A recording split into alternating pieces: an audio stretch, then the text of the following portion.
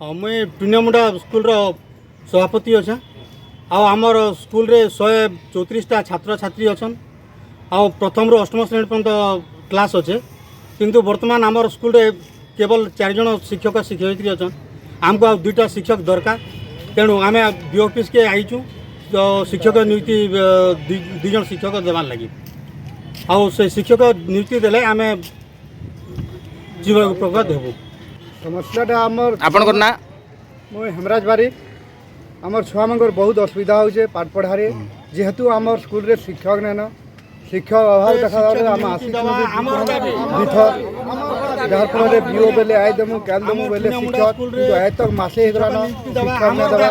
सेतिर बहुत असुविधार सम्मुखीन होबार लागि अभिभावक माने तथा आमर शिक्षक परिचालना कमिटी आज आइछु एतिर सुविधा करबार लागि आमे आपत्ति करजु केते छात्र छात्री पढ़ुछन 34टा छात्र छात्री अछन शिक्षक केते अछन से जारे शिक्षक 4टा अछन जार फल 8टा क्लास के बहुत असुविधा होची आउ केतेटा आपन को दरकार होचे हमको आर 2टा नितांत दरकार जेहेतु अष्टम श्रेणी तक अच्छे नेले शिक्षा बिल्कुल नहीं हवा जार फल हमर छुआ माने पूरा अनुन्नत हो गले।